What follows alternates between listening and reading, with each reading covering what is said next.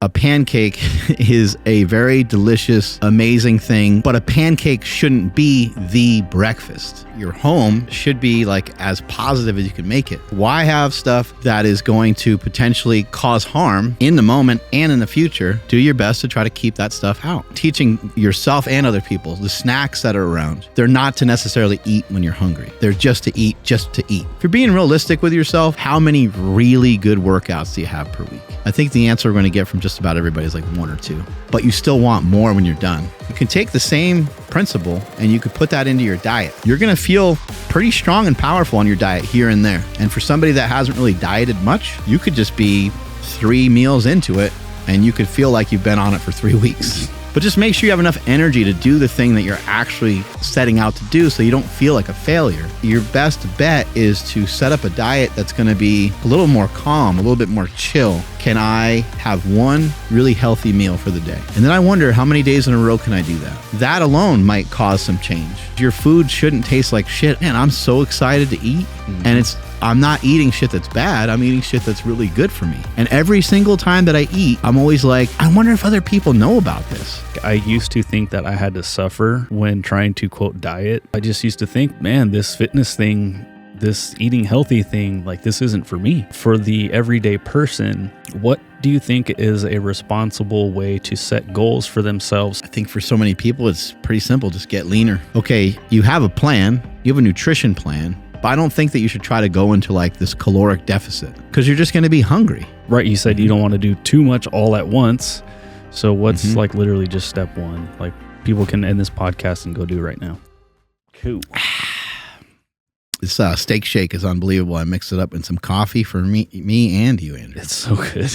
It's awesome. I really, really hope people understand how delicious this stuff is. I don't think anybody gets it quite yet. I don't think so. No. We mixed up chocolate steak shake, which is a protein powder fortified with liver, kidney, heart, spleen, pancreas, as well as beef protein isolate, egg white protein, and whey protein. And we mixed that up with some coffee this morning, and it's absolutely amazing. Then we also threw in, from my company, within you brand, we also threw in some chocolate hydration for a little added flavor and a little added sodium, potassium, magnesium, calcium. Also, our hydration is also fortified with some amino acids as well. So you get a little bit of amino acids in the mix too to help further your hydration. Mm-hmm. But you can pick all that stuff up over at Newbrandcom. And I'm excited because people just keep telling me how awesome it is, which is really cool. Like the people that have tried it. There's been a lot of people that haven't had an opportunity yet, but go check it out. I think you'll dig it. Yeah, we got links in the description. There's a promo code in there to save 15%. It's promo code Power Project at checkout. But yeah, I've had dudes at jiu-jitsu come up to me and tell me like, dude, like, what is up with that? I'm like, what are you talking about? You know, like, I know they're talking about steak shake, but I'm like, what do you mean? They're like, why is it so damn good? Our boy, Gourmet Goes Keto, he got the banana one, and he's been making like a banana pudding type thing. He's been freaking out. And same thing. So it's legit, man. I don't know how you guys came up with that, to have all that stuff in there and for it to taste this good. It's crazy. It's I'm not sure if you had a chance to listen to, it's been advertised now on Tom Segura's podcast. He's talking about it, as well as Ed Milet and a few others. Obviously, like those are paid advertisement, but these are people that I've sent the product to that actually do like it. For people that do follow those guys, they know that those guys don't put their name behind, or they don't attach anything to stuff that they don't like. So if it's good enough for those guys, maybe it might be good enough for you as well. Just maybe. But I got a question for you, Andrew. What you got? Kind of maybe like a couple questions, I guess. But I guess like number one is, so your body fat percentage, I believe, went from 15%, almost 16, down to 12% recently. I've known you for a long time. You're not really a guy that loves to compromise the flavor of your foods too much. No. So in this, 16% body fat, by the way, is impressive as well, I think.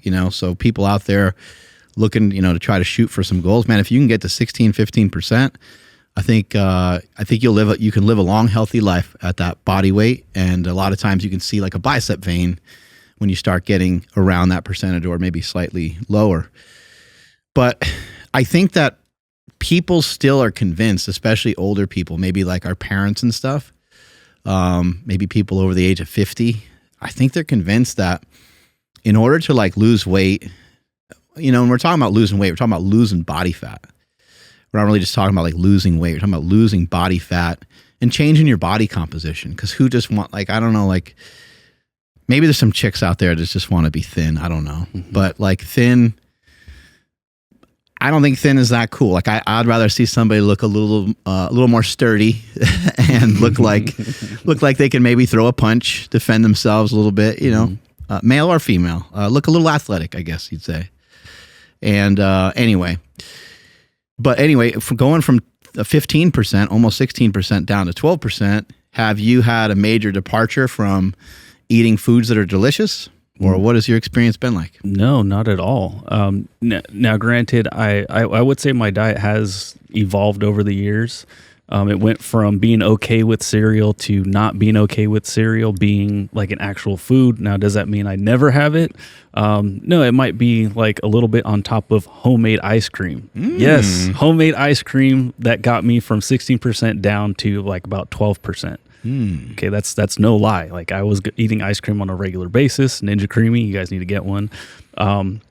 But no, explain the Ninja Creamy just briefly, at least, real quick. So you're gonna blend up, like you could blend up this coffee right here, put this in the freezer, get it out the next day, put it in the Ninja Creamy, and it'll create ice cream for you. It's unbelievable. It's and amazing. You can pick like ice cream or sorbet or gelato, and it mixes it up kind of differently if you play around with those different settings. So good. Yeah. My favorite one so far has been using the chocolate steak shake with Fairlife whole milk. And throw that in the Ninja Creamy, and it's phenomenal. Yeah, it's for amazing. a good base, I agree. Like a Fairlife product is good. Either their milk or they do have their other proteins that are like 26 grams of protein or whatever. Those are pretty good. Yeah. Okay. So back real quick. So for me, like I was doing 10 eggs for breakfast every day, and then I would skip every meal in the middle where people would normally want to have a snack or they have lunch at work. I just wouldn't need that because I was full from the morning. And then I would go home and I would eat some Piedmontese steak, whether it be ribeye or like a bavette, like a pretty big steak. Like probably over a pound or a pound. Yeah, over 100 grams of protein, put it that way, no matter which way you cut it. You can only assimilate 30 grams, Andrew. Well, then if that's the case, then I'm getting more full on some calories that I'm just not going to use anyways. There we go. Just throw them out the window. I don't care. So that's what I was doing for a little bit, and I was weighing about 186 pounds. And then so I started toning down the eggs just so that way I could make weight for a competition I did about 2 months ago. And so I ended up cutting down to about 178. And then I was like around 180 when I was weighing, or when I was at 12.5% body fat. But what I'm getting at is I ate a lot of food, right? Like 8 eggs for breakfast with 4 slices of toast, and then steak and rice for dinner, sometimes with a salad if my wife put it in front of me, because I'm not going to make that for myself just because I'm not the biggest fan of vegetables. And then after, a really big protein shake, or like I said, the protein ice cream that I would make myself. At no point did I feel like I was really missing anything, because I would also eat fruit throughout the day if I wanted to. Rare occasion, I would have like an outright bar or some kind of protein bar or something, or a within you steak shake, but I never and I would still have In-N-Out too. Like I didn't completely get rid of In-N-Out. I still had that at least once a week. It's just I managed it by not overeating in the middle of the day, and I wasn't really hungry either. If you're going to have In-N-Out, did you like go crazy on In-N-Out, or was it like more, you tried to be more modest with it, or? So I monitored it based off of, like, let's say I had my 8 eggs and 4 slices of toast for breakfast, and I had nothing throughout the day, and it was like towards the end, well, not towards the end of the day, but like dinner time Friday night. I would get 5 Flying Dutchmen and an order of fries. Let's say I had 8 Flying Dutchman is without the bread. Sorry, without some of the carbs, but you had some of the carbs and some of the fries. Yeah, so 10 hamburger patties, 5 slices of cheese, because I would get 1 less cheese on each of them. Let's say I had... See, he's picking off some calories. This is actually really important information. Like, forget about the carbs and forget about the fats and the proteins and forget about the macros. He's just picking off some calories by getting rid of the bun. And also by ordering a Flying Dutchman, you're actually getting rid of several hundred calories, because there's also the sauce. Yeah. So the sauce itself is probably 100 to 200 calories. Isn't that crazy? The bun is probably 100.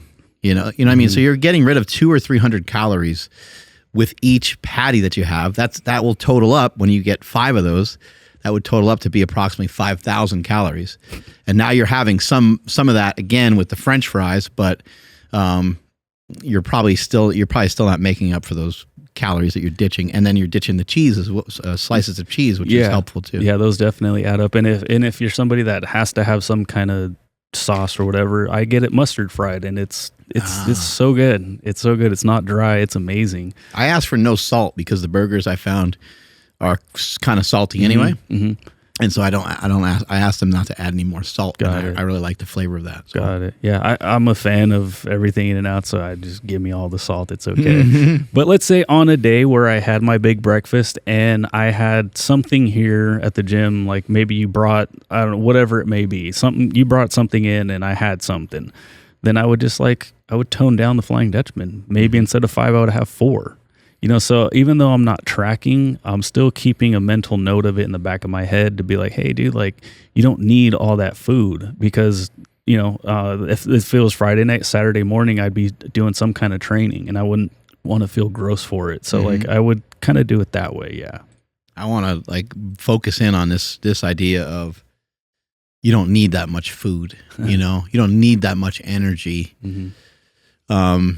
We just live in a world of a lot of abundance, and the people that can listen to this podcast, you're living in abundance. You know, you have Wi-Fi, you probably have a smartphone, like you have good access to stuff. You know, you have a lot of modern conveniences, and some of us make more money than others, and so from an economic standpoint, every once in a while, certain things are like out of reach, and I understand that. I understand a lot of people listening, you know, I could just be like, oh, it's so easy, just eat a filet, every meal, because that's kind of what I do, because I love that type of steak or a bavette steak, and I understand that people can't always afford a lot of these things, but driving through In-N-Out Burger is something that is fairly easy for almost all of us to do. And there's a lot of other things we can do. We could talk about the economic side of stuff as we move along, but I want to park it right here a little bit more and talk about you don't need that much food. So try to do some experiments. You know, Andrew was eating 10 eggs a day. The 10 eggs a day didn't like come out of nowhere. I'm sure Andrew's had omelets that have had 3 eggs in them before, 4 eggs, 5 eggs, so on. And Andrew's like, you know, Andrew's on the thinner side, and you're like, I want to, you know, have a little bit more substance to me. I'm doing jiu-jitsu now, and it'd be good if, you know, maybe when I come home from jiu-jitsu, if I had a big breakfast, and then also it fits your lifestyle, because we're going to do 2 podcasts a day in a lot of the days that we do stuff. Andrew's probably going to work out twice in a day or 1.5 times in a day, something like that. And so that kind of fits his needs really well. But as you run some of these experiments, just try, you know, let's say you love having, you know, 4 pancakes at breakfast, you know, or you love getting a full stack. Can you get the shorter stack? Like, if you do these things over time, this is what I've taught my children. And I've been very fortunate that they've been influenced by it, because it's tough to influence your kids on just about anything. But over a period of time, I mean, first of all, you got to teach the kid that, like, a pancake is a very delicious, amazing thing that could be part of a healthy breakfast. But a pancake shouldn't be the breakfast. I think that's the mistake that some of us can make. And I'm not talking about like a 3 or 4 year old kid that just eats a couple pieces of the pancake. It's like, that's not a huge deal. I know, like, a lot of little kids, they just kind of fidget at stuff and then they're done, and then it's not a big deal. And they maybe hammer some orange juice, and they had way too much sugar and way too much carbs, but they didn't really eat that much in the first place. So maybe it's not, you know, it's not any reason to set off an alarm. But I'm talking about as a kid gets older and he can start to hammer some pancakes, you say, hey, can we order some eggs with that? Hey, okay, you know, I know you probably won't really love egg whites, but if you're going to eat all those carbohydrates, it's good to try to pick off some of the calories from the fat. And maybe you can't get your kid to do it, but maybe you can start to do it. Maybe you can start to think about it. Maybe you can start to think about, hey, I'll order the full stack, but hey, can you hold 1 pancake? I don't need it. I'm just going to eat 4. Can you make these small compromises in your life? When you're making a burger at home, maybe like I know for myself when I'm on the barbecue, like the burger I'm getting is getting 2 slices of cheese on it. You know what I mean? Like I'm going to do that almost every time, but I've been thinking about it more and more recently been trying to pay attention to how many burgers am I going to have? If I'm going to have one kind of big burger, all right, 2 slices of cheese, Mm-hmm. If I'm like, man, I'm going to probably mow through a bunch of these burgers and they're fattier burgers. They're not like 90-10 or something like that. I'm going to start to, pay attention to that as well. And so just pay attention. Like how much food do you really need? How much stuff do you really need? We should document this one time. Just film me trying to leave my house in the morning. I'm stuffing every pocket with a freaking electrolyte packet, stuffing shit down my underpants, a banana, a couple oranges, throwing stuff in my backpack. I got essential amino acids. I'm like going, it's like, hey, how long you be gone for, pal? Like you going camping? I'm going to be gone until 3 p.m. You're like, it's 9:30. Like, I don't think you need that much shit with you. You got a 50-pound sack that's full of every fucking ration you can think of. And so, for me, I am fortunate to the point where I think that I've become like a diet, I guess I would say like diet black belt. I would almost say ninja. But I'm not a ninja yet because I still have an issue with I really want to pack myself with a lot of food. Not so much in the morning because in the morning I have a lot of shit to do. So in the morning it's kind of easy. And even throughout the day it's kind of easy. Even if somebody like brought me like a giant sandwich or something, it was something I really loved. Like a fucking chicken parm sandwich or something. That's like one of my favorite things. That's a good call though. If somebody brought me that and it was from somewhere like that was like notorious, I'd fucking eat the thing, of course. But otherwise I'd probably just stick it in the fridge and be like, I'll just eat that. If I could heat it up later and it would taste similar, then I would probably just try to wait. Even if someone brought like cookies or something, I'd be like, oh yeah, I'll hammer those like when I'm done with my day. But at night, it's harder for me to control. And I think that for a lot of people, that's the case. Luckily for myself, I've also made a big switch into swapping calories. I'm not going to buy a big cookie. I'm not going to bring ice cream into the house. If I want like frozen yogurt or something like that, or I want ice cream, it might be while I'm on a walk. And then I just get what like my family doesn't think the way that I think, like if I was to go to Baskin Robbins, I would get like a huge ass sundae, but my kids and my wife, they don't do that. They're like, they get like one scoop. I'm always like, what the fuck? There's no way. What's the point in one scoop, So if I'm with them, I might ask for an extra scoop, but I'm not going to get some like giant, massive thing. Again, therefore, there's another area to pick off calories. Also, are you eating this thing? Is this thing you're eating for pleasure or is this thing you're eating to try to get you full? Those are some different things. And then you have to you got to sort of set your life up or the next couple hours up in a way that makes sense to where you're feeding the flame, you're giving yourself the foods that taste good, that you like, and you're also filling yourself up enough with food. And so you go to like a barbecue or you go to these like family gatherings or outings or something like that. We talked about it many times on the show. It might be a good idea to eat before you go.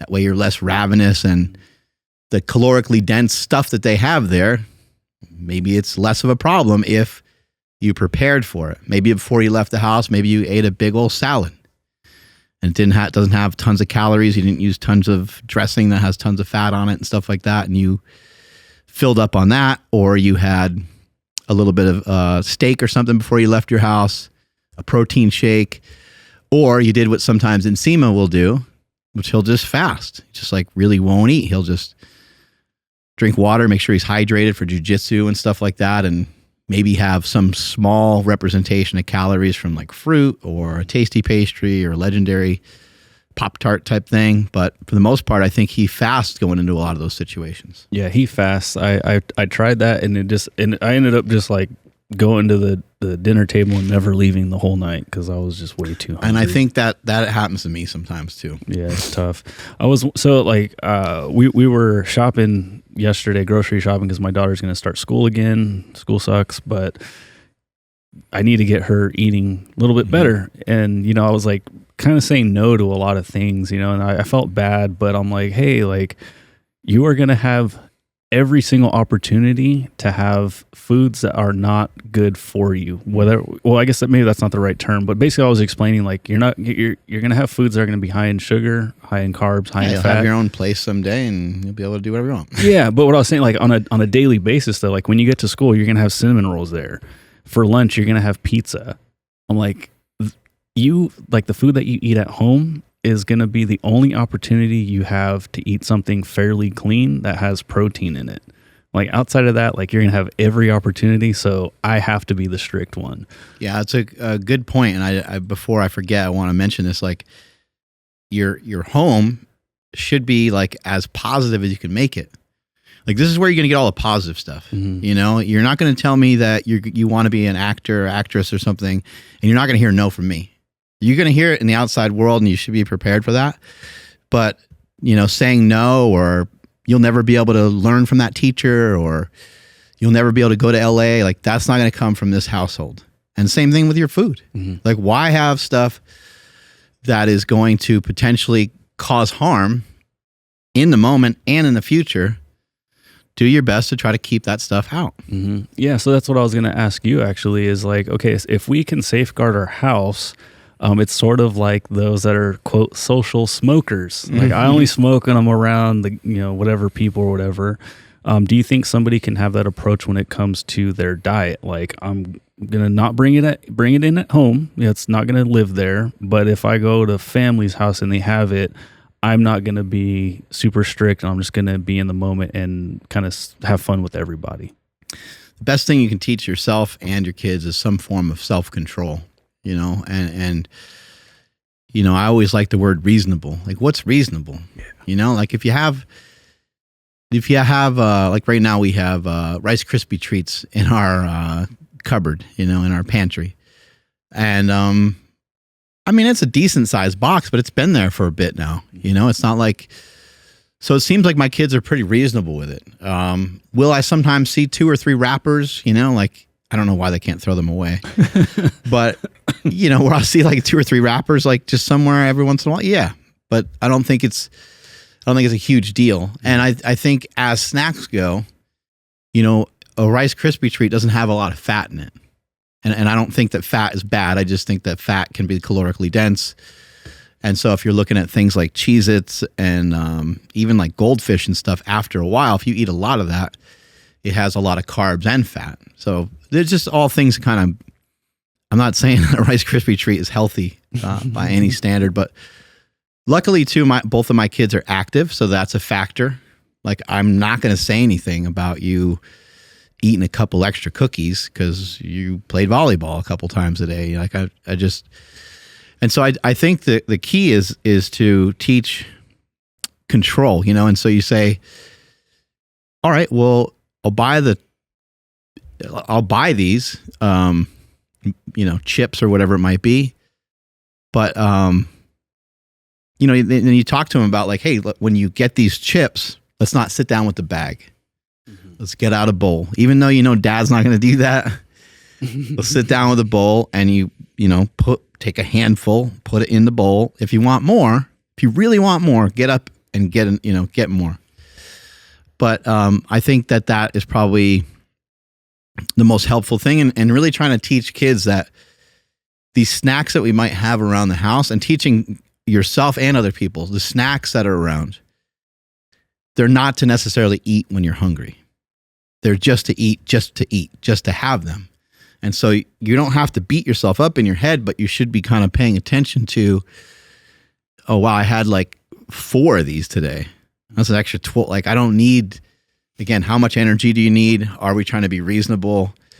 Would it make sense for you to have 100-calorie packet? Because they sometimes sell these things in like, smaller bags and stuff, or you can do that yourself, or you just divvy out stuff. is it okay for you to have those things? Sure, it's okay, but you just gotta kind of pay attention to it and make sure it's not leading to you just not making the progress that you want. Mm-hmm. Yeah, my biggest pet peeve or whatever, my biggest problem with having like let's keep using the potato chips as an example is like, okay, we had dinner, you're full, you're totally full. Yep, I can't eat no more. Cool. As I'm still eating, oh, someone's going in the cabinet to grab the chips. So like, I don't know how to fully explain that. Like, hey, like if we have the chips, you can't like have them after dinner. 'Cause that's like a weird thing to say, but it's almost like we can't use this as more food. So I love what you said. Like, you're not eating this to get full, like you're just eating it just because. And it's like, man, if those chips weren't there, like maybe she would eat a little bit more. Like, you know what I mean? Like, it's tough because that's my biggest like hurdle right now with having any kind of stuff like that in the house. It's just like, oh, I don't need to finish eating because I know I got more food there. Yeah, and it's tough. You have a teenager in the house and a teenage girl. It's like you're like, maybe pitch this one over to mom, you know what I mean? Like, mom's going to, probably know how to communicate some of it in a different way that, but that's true. But I do think that, like, aside from like body fat and stuff like that, I do think it's great to communicate with your children about health, like, eating 12 times a day, just from a health perspective, is probably not, having calories 12 times a day is probably not very healthy.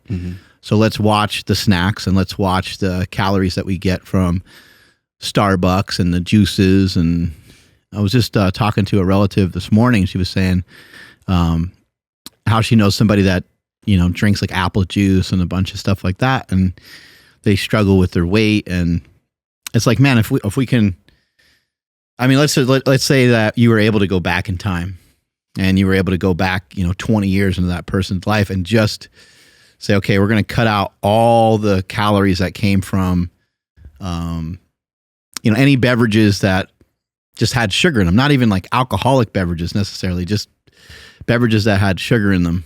It's like, that might knock 20 pounds off somebody. Golly. You know what I mean? Because it could be, could be 10, it could be, 20 grams of carbs here, 20 grams of carbs there. And just over time, you do that a couple times a day, it's going to add up. I mean, Nsima is like the most metabolically healthy person that we can drum up, that we can think of. And he gained like 10 or 12 pounds just from having some juice around the house. That's so insane. It's crazy. Yeah.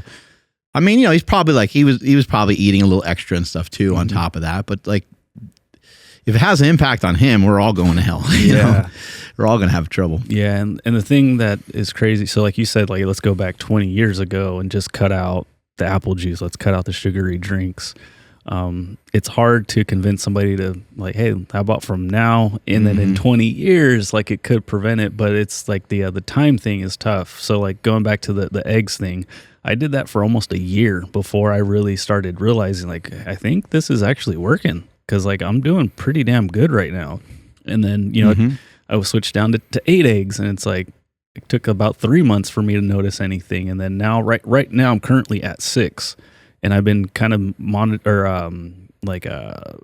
self-regulating, I guess I'll say, my body weight to where like if I want to go up, I'll just add a little bit more, so it's been really well, but it just takes a lot of time and patience, which none of us have. And it's really hard. It's really freaking hard. If you were to match up your lifting that you've been doing from the time you started until right now, and you were to match it up with the intensity of Stan, with the intensity of Kenny, Stan Efforting, people that don't know, people know Stan Efforting. So hopefully they kind of understand that guy, he still works out to this day with a ton of intensity.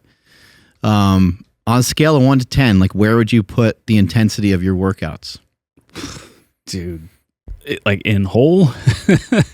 Yeah, from the time you started until now. Yeah, I mean, shit, dude. You still might be accomplishing the thing that you set out to do in your workouts, but like from an intensity standpoint, like you pushing either for like kind of a heavyish lift, or you trying to really give yourself a really good signal for like hypertrophy, or you're just going in and doing, even just what you set out to do. And it's like a 10 out of 10, but kind of where do you think you would be in comparison to someone like Stan, who's so on point, or Kenny Williams? Yeah, in comparison to the strongest bodybuilder in history, I would say on a scale of 1 to 10, probably about a 1 to 1.5 as far as intensity. Right. Yeah. And if you're just grading it on your own scale and you're saying, fuck Stan, is it 6 or a 7? Yeah, I would say before ST, probably 3 to 5, maybe. Maximum for me at that time, but overall clueless as to far, I got lucky if I hit like a 3 or a 5. After ST, maybe more consistently at a 5. More recently, 6, 7. Yeah, and that's because jiu-jitsu is really, really hard. So those are the days that I hit a little bit higher. Yeah, and it might waver a little bit here and there. My whole point in bringing it up is that you look great. Thank you. You have a great physique. Your back is getting better. It seems like you're getting healthier. It seems like you're getting younger. And the whole point in bringing that up is not to say like that, we're a bunch of pussies compared to Stan Efferding, because my numbers would be low too. I don't push. I mean, you might see sets here and there where I push, and Andrew's worked out with me before. Andrew knows, like, I'll do that like once or twice in a workout where I just kind of go in deep on like one movement. But the whole workout, the whole time doesn't look like that. When I was getting ready for the bodybuilding show, I had to concentrate a little bit more. I had a short period of time, and so there might have been 3 or 4 exercises that were pushed pretty hard. And that's where it's like, okay, well, that level might have been like a 7 or an 8, or maybe even 8 or 9. But the whole point in bringing it up is that it's consistency over time. And it's something that I was sharing with Jake the other day too. Jake worked out with me and my buddy Mike Frank at Saying Strength. And we had a great session. We did some legs, and then we followed up, I think, with some shoulders or something like that. Spent about a half an hour on legs, and we just really went all in on one set on this leverage squat that they have at Saying Strength. And then from there, it was like, let's murder ourselves on some leg extensions. We did a couple leg curls, and then we were, boom, off the shoulders. There you go. And Andrew's showing some footage of it right now. There's the leverage squat from Watson is the name of the company. They make some really good products. How is that? That looks pretty brutal. The thing's amazing. Zero, I got some knee and elbow sleeves on and stuff like that too, but zero pain in the knees. And sometimes some of these machines that allow you to bend and to squat low, sometimes they put weird pressure on your back. This thing doesn't, because you're like leaned back in some weird way. And it seems like it's kind of puts support like directly on your back, like behind your shoulders. Yeah. It's you're in there like a safety squat, but you're also like leaning backward. It's a really, really interesting piece. I am definitely going to buy one, so I'll have an opportunity to use that thing. That thing's incredible. But there's my son Jake. He's in the video a little bit, and I don't really try not to film my kids and stuff like that. They didn't sign up for what I signed up for with social media, so I avoid too many pictures or videos of them. But we went in deep in the workout for 2, maybe 3 exercises. The whole workout was about 45 minutes to an hour. And my point to my son, though, was that he doesn't have to go in the gym and kill himself every day, but he should do something like this, like once a week, once, maybe twice a week. If you're being realistic with yourself, how many good workouts, the people listening, how many really good workouts do you have per week? I think the answer we're going to get from just about everybody is like 1 or 2. It's hard to have 4. It's really hard. It's really hard to have 4. And you could be training for something in particular. Maybe you're getting ready for a powerlifting meet or a bodybuilding show, and you feel like you're on point with those 4 workouts. But really, I think if we're being honest, it's like you got 1 or 2 days where you feel like you trained really hard. The intensity was really good, and you got after it. Your output was good, but you still want more when you're done. You're like, fuck, that was awesome. Man, I want to do some more shit. You're like, oh man, time's up. So I gotta get out of here. But you're like, God damn, today was really good. You only have 1 or 2 of those days anyway. So why not kind of plan for them and understand that the other days They're not throwaway days. You're not just going through the motions, but you might have to use different protocols on those days because you might not feel like you can be as sharp or as intense. You can take the same principle and you could put that into your diet. You're going to feel pretty strong and powerful on your diet here and there.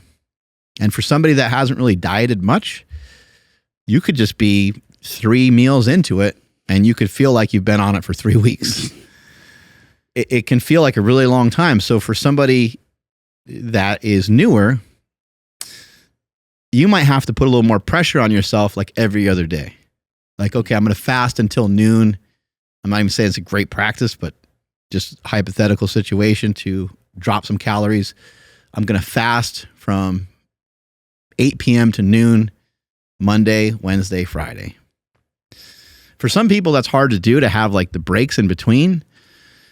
But in my opinion, the breaks in between are actually really important. It's almost easier to do it every day because it's easier to get yourself set on like a schedule. And once you get into a rhythm of it, you don't want to stop it. That's why people want to do jujitsu every day. That's why people want to run every day.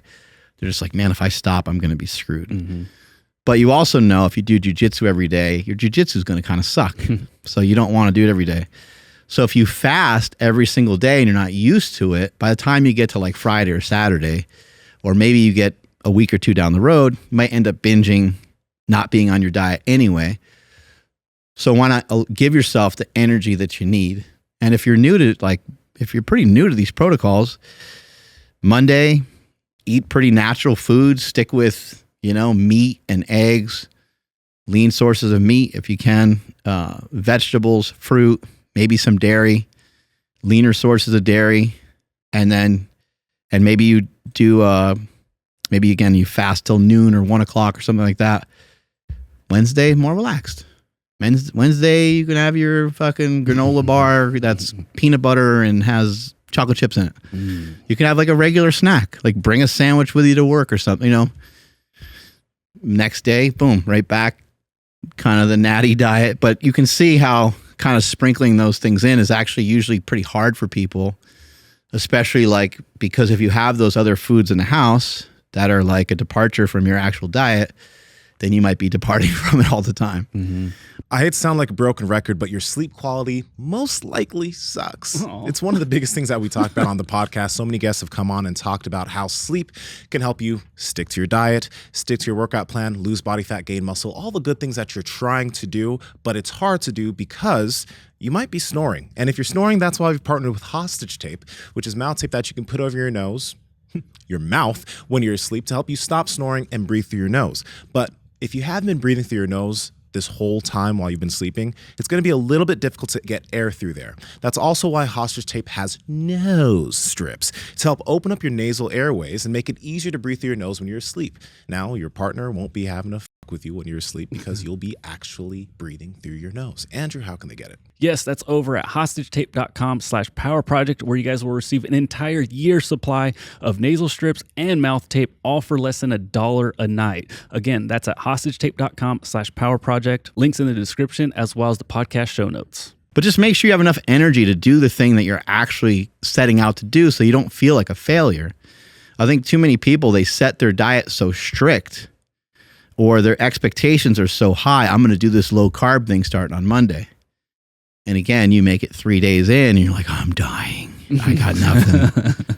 Maybe you didn't do it right. Maybe it's not the right time for you to mess with that. Maybe you've never really tried a diet protocol before and it's just way too intense for you. You bit off more than you can chew right off the bat. Mm-hmm. This is a dumbass question, but you mentioned sandwiches a couple times. Is French bread an American thing, or is bread like that in France as well, like a big old loaf? Yeah, like a baguette. Yeah, but like the ones that we see in the store, like sometimes they have them at the checkout line. They're like the size of a football, but like 10 in a row.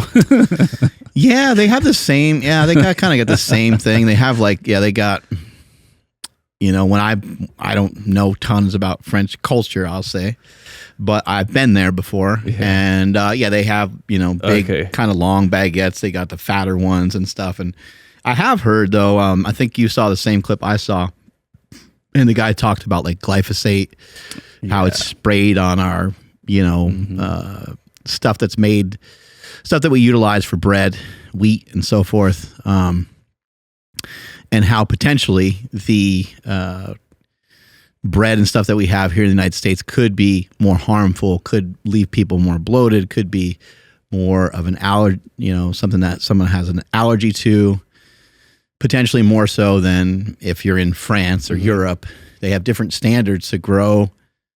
They have different standards to grow their crops than we do here.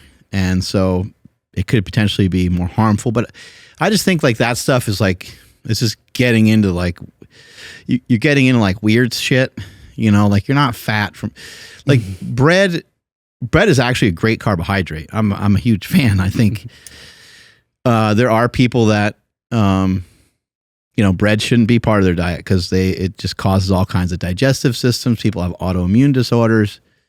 It could potentially be something that's not great for you. But regardless of the type of bread, I do know some people are more a fan of like sourdough.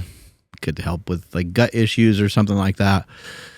But again, I think it's like people just get too nutty, then they're like, it's got to come from this bakery and it's got to be this specific way and it's got to be at this temperature. This temperature has this bacteria and this other temperature doesn't. Like Jeez. There's just a lot of stuff going on with that. And the main thing would be that again, bread's not like a meal.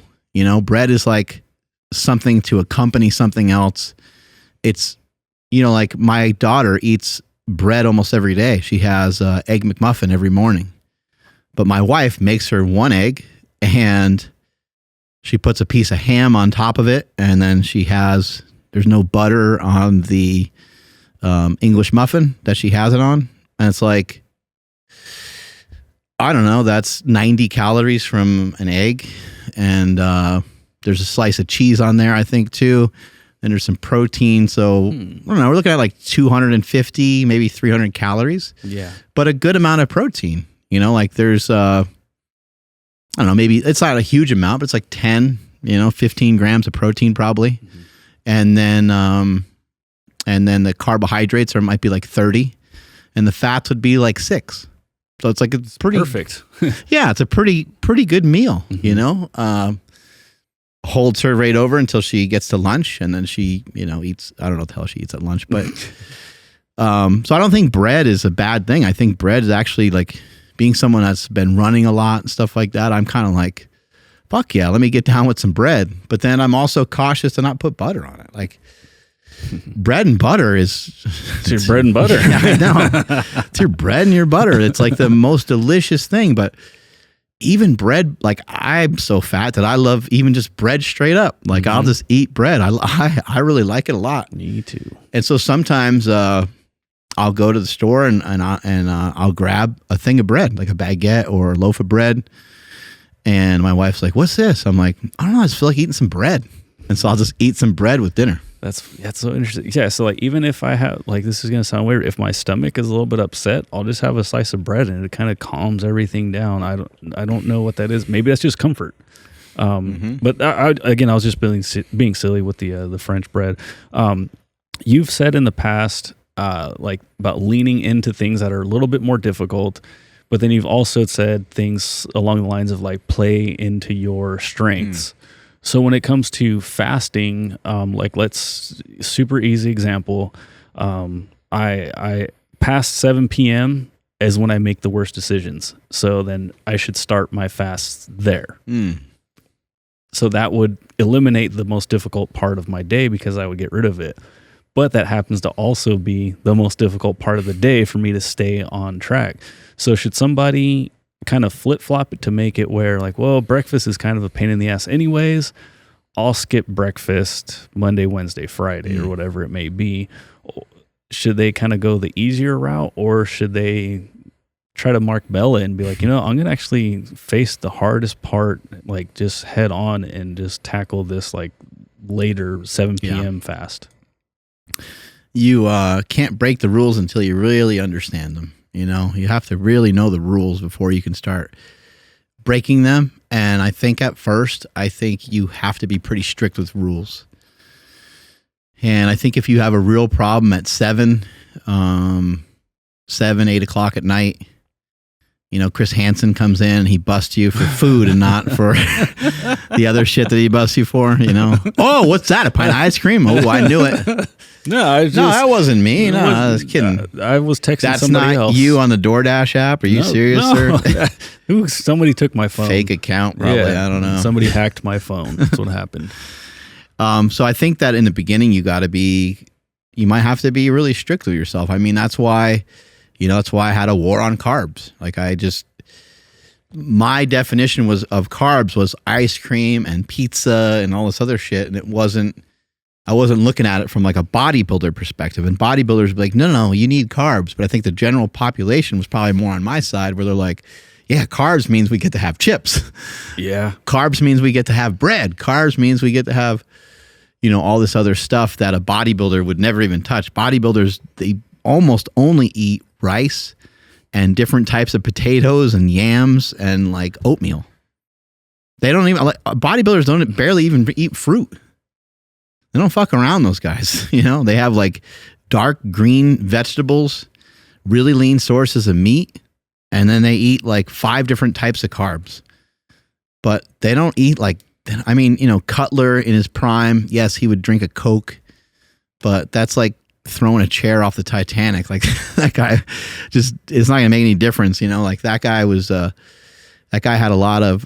needed a lot of fuel. So him having 60 grams or whatever it was, 50 grams of sugar, not a big deal. The video you posted about him eating like 100 eggs a day, I was like, what? He goes, and then I bought a cow. What?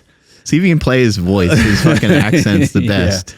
Yeah. He's like, I'd mix some fucking egg whites with some aminos. Sounds so disgusting. He sounds like he didn't care. Like Peter Griffin sometimes. Yeah, he loved it. That's the best thing about Jay Cutler. You could tell. I mean, even when he talks about it today, so fired up. Yeah, he's getting jacked.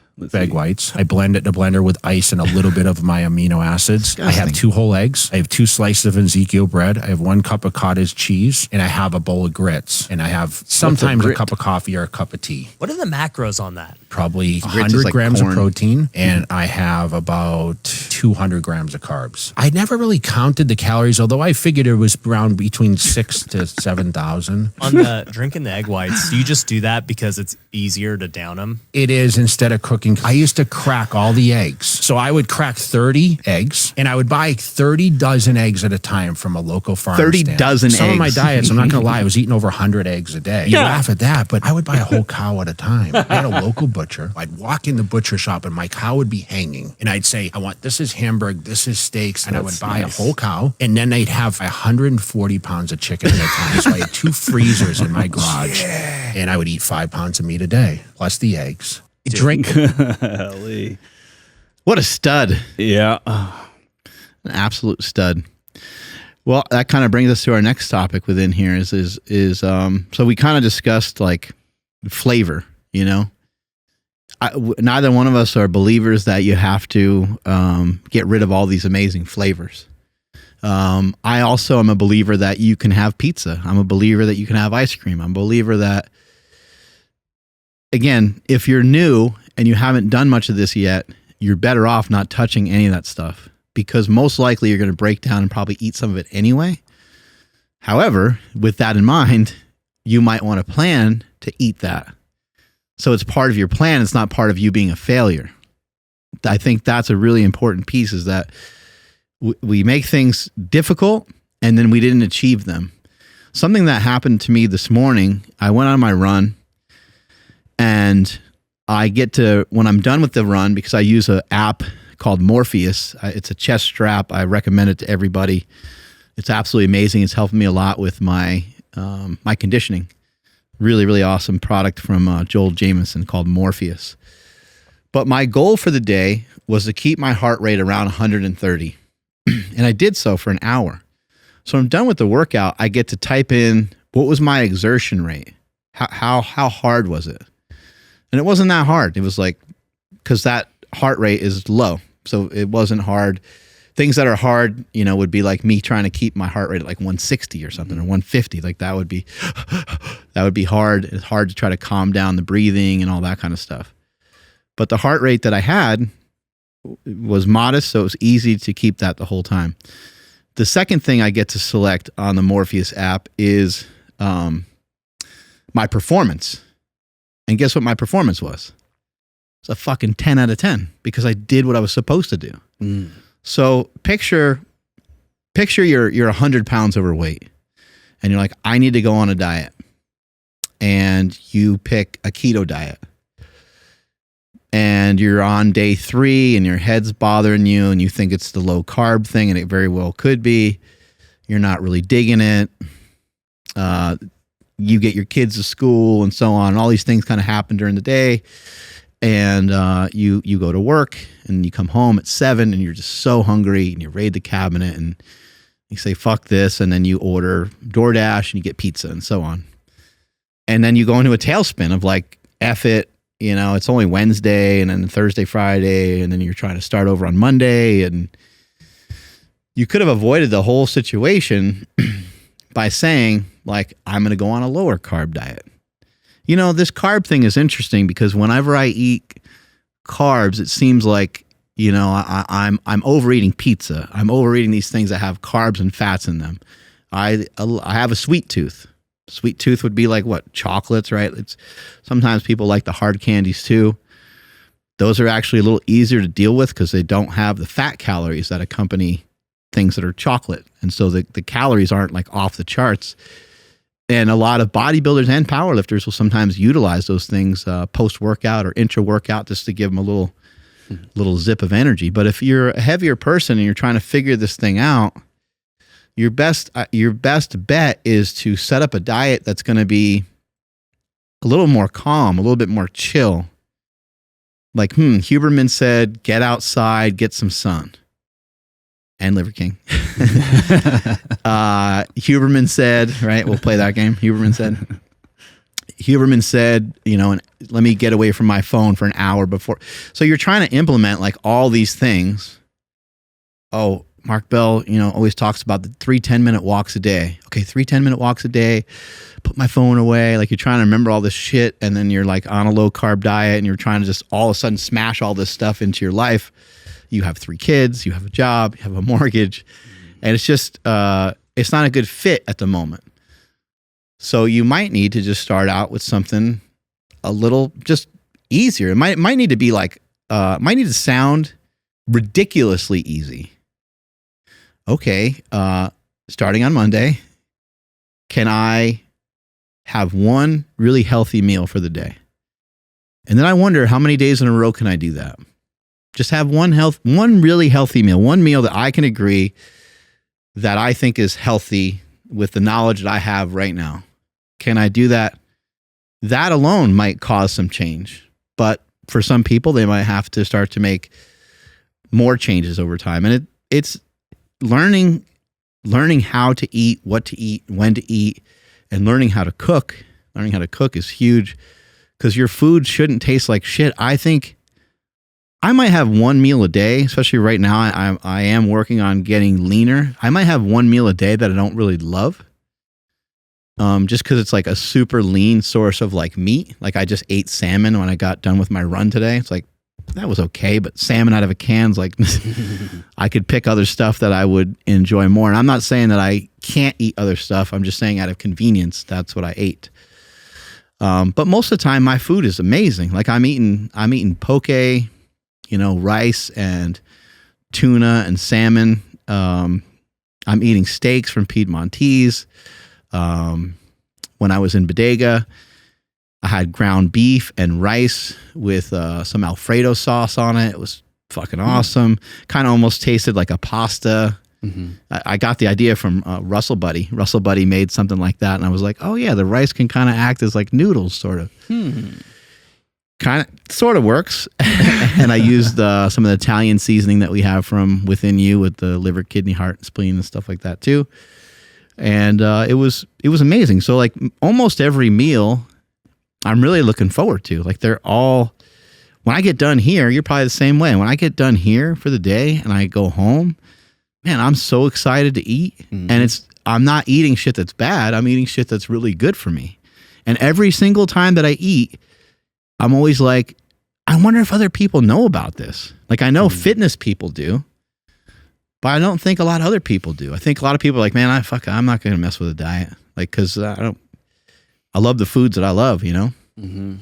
And so what you were just describing is the whole, like, the whole definition of do more, be more, right? Mm-hmm. Can you do the one meal Monday? All right, cool. Now guess what?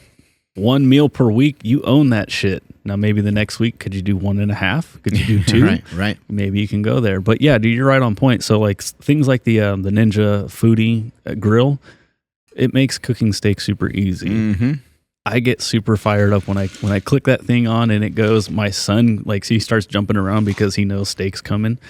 It's it's crazy to think how, like, I used to think that I had to suffer when trying to quote diet.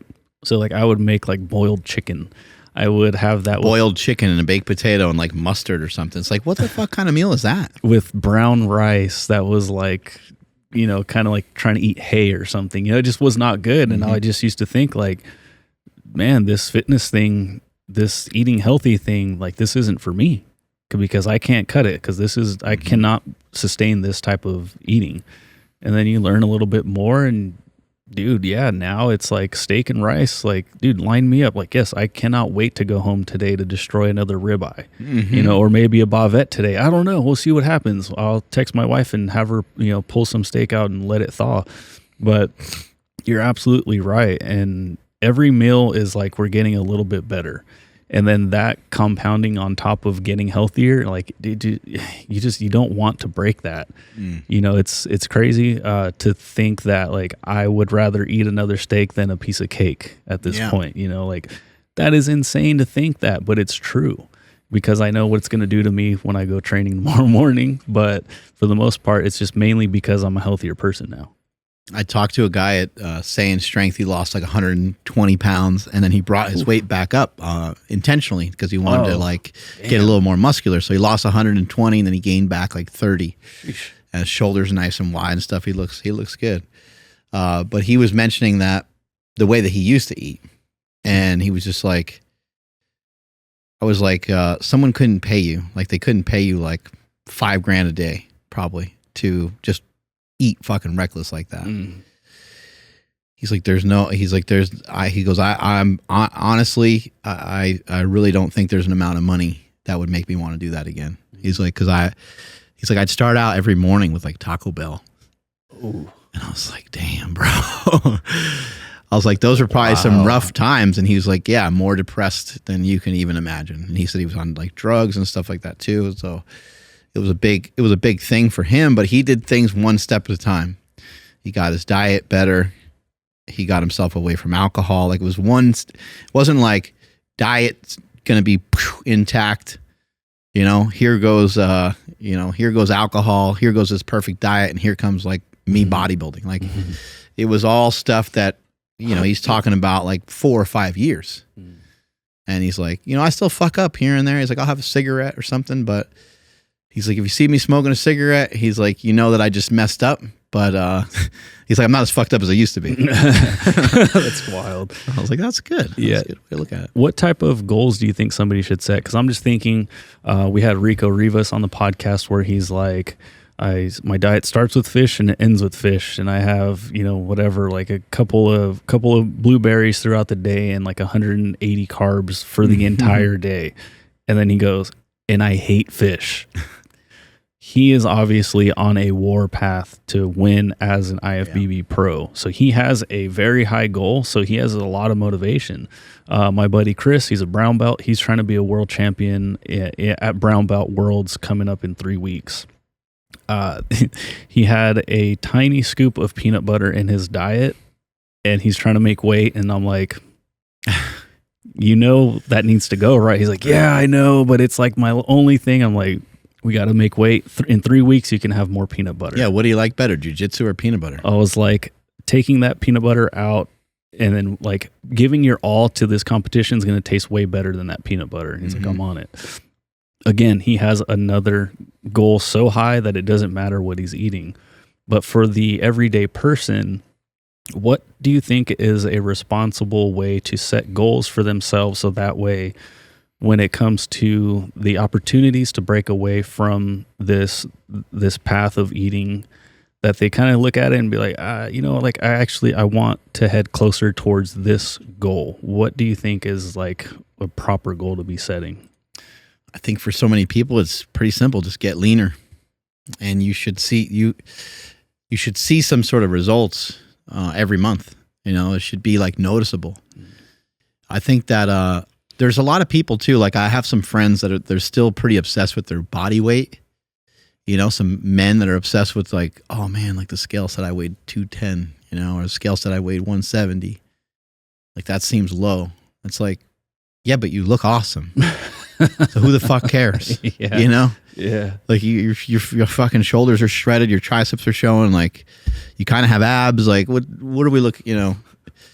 Okay, you're not 220, but when you were 220, you were fucking fat, or whatever the body weight was. So I think work on getting leaner, and if you're not seeing results, like if you're not getting leaner, if you're not losing body weight, you're not losing body fat, then you need to kind of start to question your diet. Maybe the diet, maybe what you're currently doing just is not efficient or effective.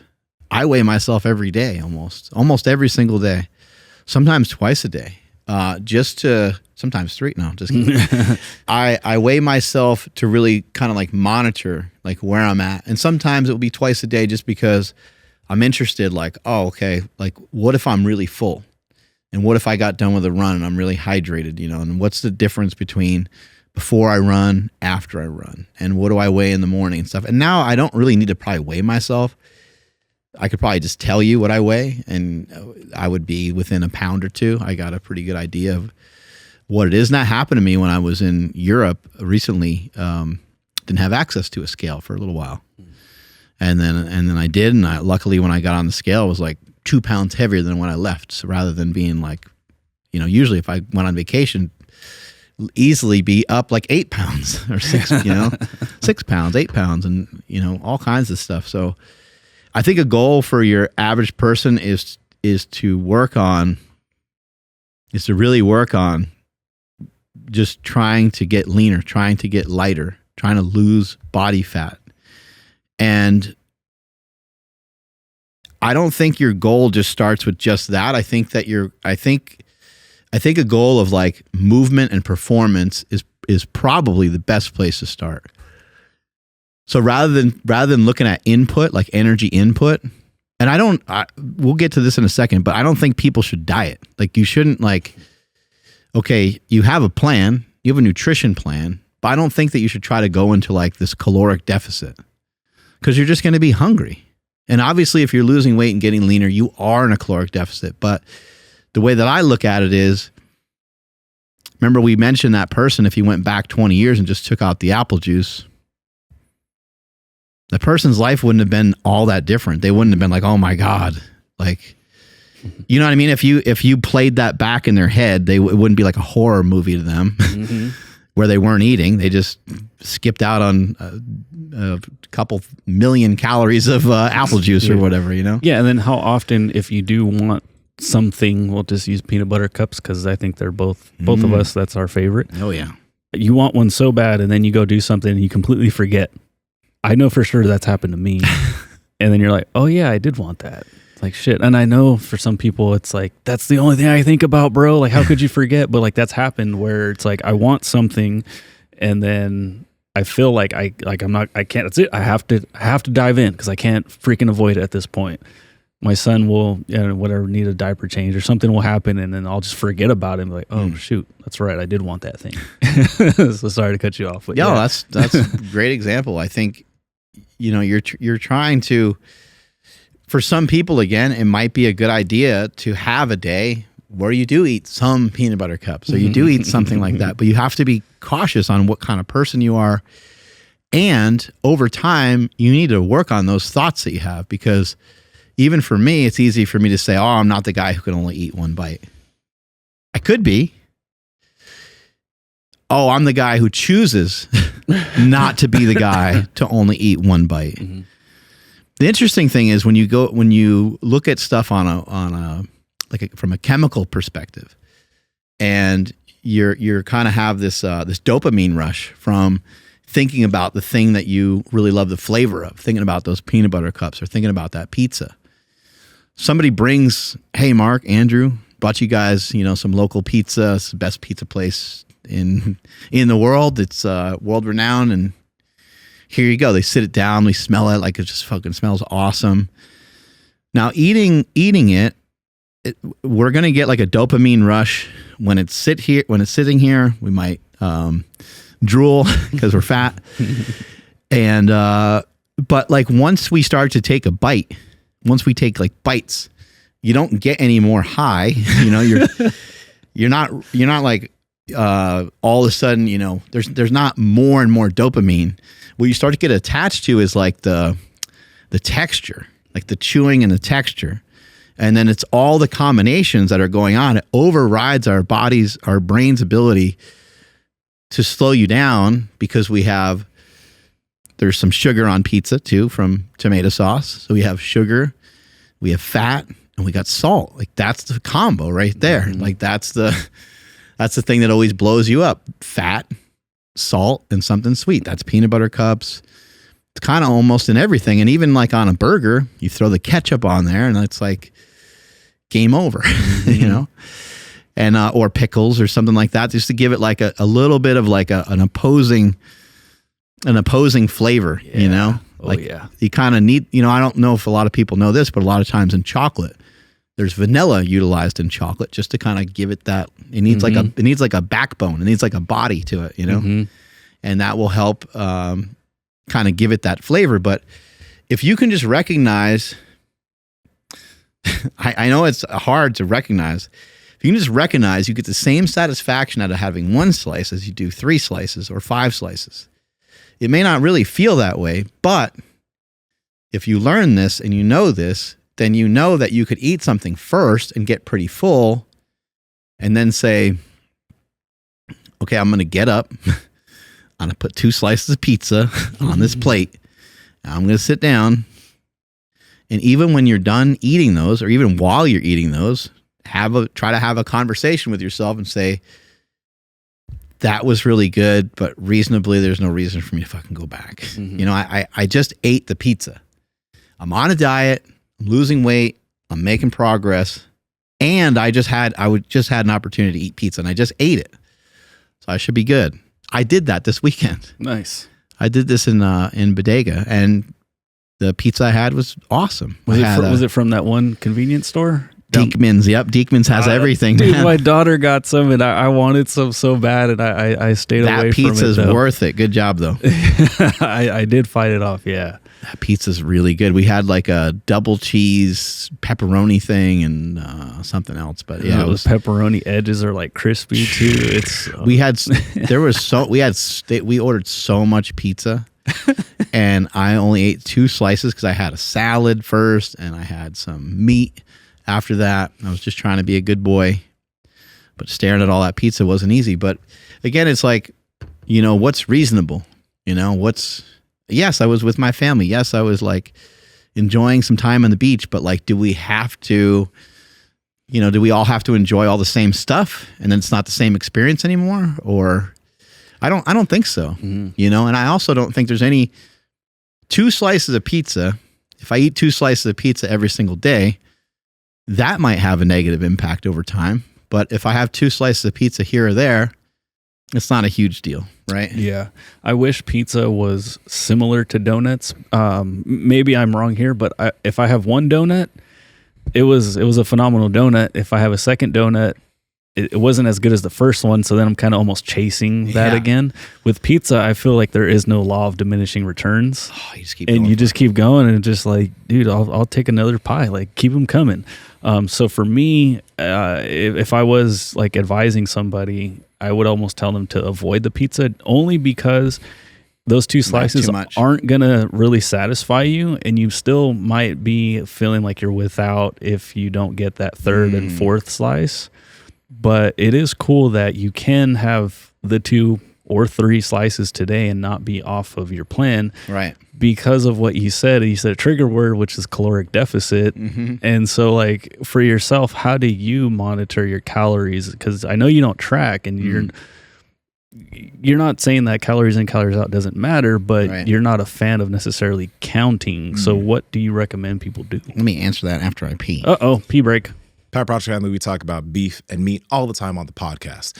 That's why we've partnered with certified Piedmontese beef. But did you know this? That 85% of all grass-fed, grass-finished beef in the United States is imported from other countries? 85%. Damn. But certified Piedmontese is made in the U.S. of A. America. Fuck yeah.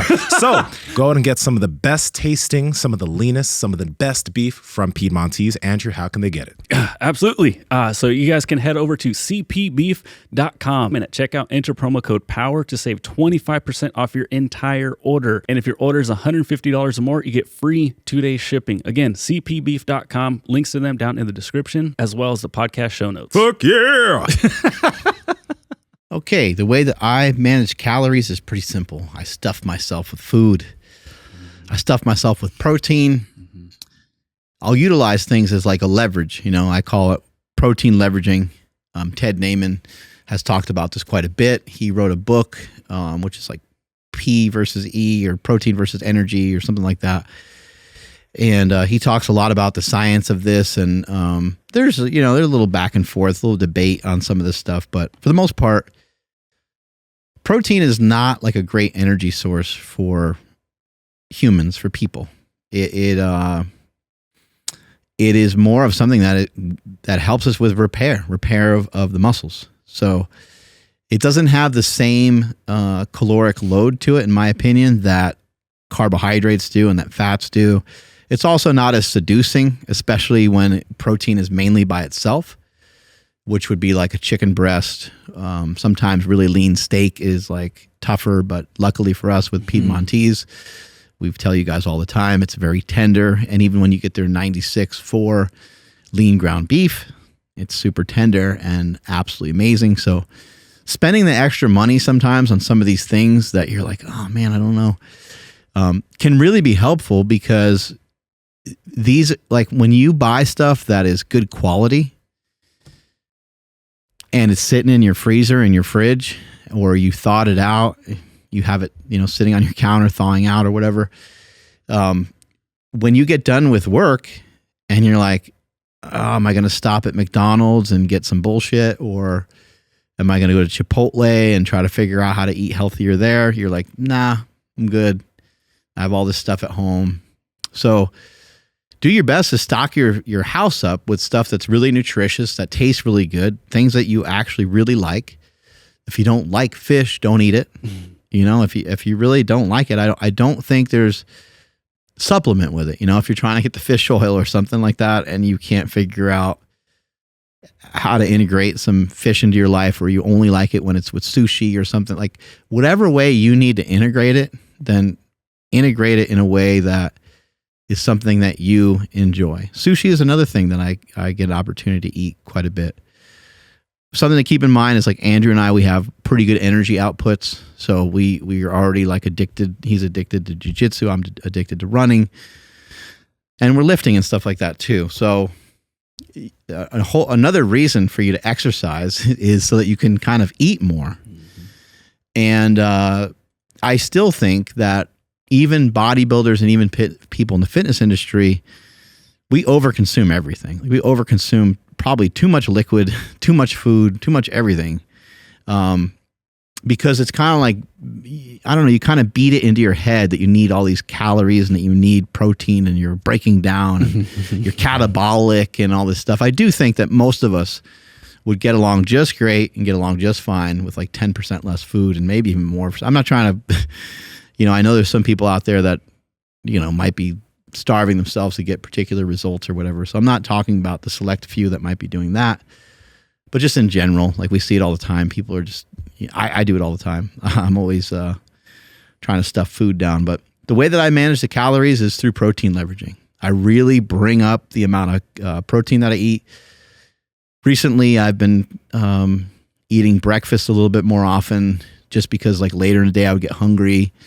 The amount of exercise I'm doing now, I am usually running in the morning because it gets hot here in Sacramento. So I'll run and then I'll lift. And so I'm like, it's kind of, I don't know if I want to carry around a bunch of food or how much time I really have between, running and lifting and podcasting and so forth. So I'll have some snacks. I'll have some stuff here at work that's healthy for me. But it's easier for me just to wake up a little bit earlier, half hour earlier, get in a little meal, get in a protein shake and a coffee, and then head out for my run. And then I still feel I have, even though I might get hungry, I still have some of that energy from breakfast, kind of left over. And I may not like track calories in terms of like writing them down or weighing stuff, but I do track with my eyes. I look at stuff. I tend to eat with my eyes, and I will load up my plate with so much food. I will make the biggest protein shakes you've ever seen with the Ninja Creamy and stuff like that. I'll make the biggest thing of ice cream. Like I do it with everything. I do it with yogurt. I do it with, it doesn't matter what it is. It's like, I don't know. I got something wrong with me. Like I just want to like eat this massive thing. And so even with that, I'm trying to be more reasonable with stuff like that because I just still have goals. I still want to get leaner, like, here-ish, or maybe a little leaner than here is where I'd like to kind of just live. Like it feels really good. I'd like to be around 210, 215 pounds. I think I'm like 225. So I'm still working my way down a bit, but I think that will help my running. And I think I can stay really lean without actually really, physically tracking the calories. But I try not to eat stuff that has that has crazy amounts of fat in it. So something like Flying Dutchman or something, it has to be like accounted for. I got to like think about it a little bit. I think a Flying Dutchman has like 20 or 30 grams of fat or something like that. Yeah, no, I'm not sure. Yeah, it's a lot. It's a pretty good chunk. And again, I don't have anything against fat. It's just that they're calorically dense, So if I'm going to do something like that, I would just be like, is it worth it? How much do I really like those? Are they better than what I'm going to cook at home? I'm going to take 96% lean ground beef. I'm going to pour some pork panko in there, and I'm going to throw maybe a little bit of tomato sauce in there and some mozzarella cheese. Like that's going to fucking taste awesome. Mm-hmm. Like that's really good quality. It's a lot leaner than the patties at In-N-Out Burger. And it fits more of like, what I'm trying to do right now. So if you really want to lower your calories a lot, which we already know that, some sort of control of your calories, controlling your calories usually means that you're hungry. But I don't think you need to be hungry to be ripped. I don't think you need to be hungry to be shredded. And maybe for one person, maybe they do, and maybe for another person, they don't. But hear out my argument for a second. When I was 330 pounds, I was hungry. Before I ever got to 330, when I was 240, I was hungry. When I was 270, I was hungry, and so forth. Like, didn't matter what body weight I was at, just like any guy, like I'm pretty hungry. Like if someone's like, "Hey, you guys want to go eat?" I'd be like, "Sure." Like As you're eating. Yeah. I'm always kind of down for it. And when I say hungry, I'm not talking about like, I guess my point is like at the leanness I am right now, which I would imagine I'm like single digit body fat ish. And at the body fat percentage I'm at now versus the body fat percentage I was when I was 330, which was probably like 20% or something. I don't even know. But I was hungry. I'm hungry in both cases. I'm hungry when I was heavy, and I'm hungry now. The difference is I might even be less hungry now because I have more knowledge. Back then, I didn't really understand, and it's actually probably a good thing because it wouldn't allow me to get as fat as I wanted to get, because it was important that for me at the time, that I put on that amount of weight to be able to handle those big squats, squatted over 1,000 pounds many times in competition and many times in training, benched over 800 pounds many times in competition and many times in training. And I think I probably, for me, I thought that I needed that. And I think that was true. I think I did need the extra body weight. I wasn't as talented as some of the other athletes in powerlifting, where they didn't really need to gain any more weight and they were still able to get stronger. And so for me, it felt like it was important for me to bulk. And so I would just eat and eat and eat until, just kind of like you heard Jay Cutler. It was a little bit like that, but I ate a lot more fat than he did because I was getting in a different shape than what he was working towards. But nowadays I just have way more knowledge. And so when I had breakfast this morning, one of the reasons to have breakfast for me right now is to make me feel less hungry when I get home from the work that I do here. And so it's important that I not only have some breakfast, but I eat a little something here at some point in the day, because when I go home, I would still overconsume calories. And so I'm trying to pay attention. It's like, okay, if I don't eat at all at, my window of like trying to eat at like 6 a.m., if I don't eat there, and then I don't eat at a possible another window of, 9:30 or whatever, 9:30 a.m., if I miss both of those windows, okay, cool, I'm fasting, right? But not a huge deal. But I'm going to be ravenously hungry when I'm home. I can kind of handle it, but I don't like it. I end up like eating stuff out of the fridge while I'm cooking.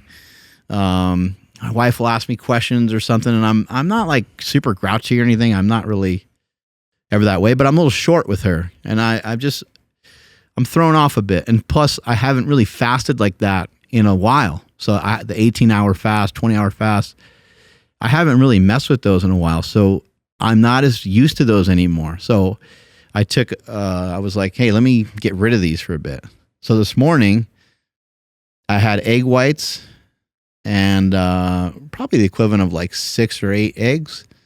And I had 2 whole eggs. So it was like, 6 or 8 eggs total. And 2 yolks. So that brings you up to like 12 grams of fat. So that fat and the protein, that should keep me full, keep me fueled for a while. And even though I went and ran, I don't really feel like I need carbs right before I run. Sometimes if it's gonna be like a longer run, I'm gonna be out there for 2 hours or something, maybe I'll have some fruit or something like that. And maybe I would actually take out an egg yolk and only have 6 grams of fat, because I just in my head, I'm like, I think it'll be easier for my body to use the sugar, and it might not be, but just like my own made up smelly science there. But protein leveraging is huge and it's really effective. The only problem with it is that protein is satiating and it's filling, but if you don't have protein with some fat, it's not going to be as long lasting. And so when you have fat, it slows down the absorption rate of your food, and you're going to get,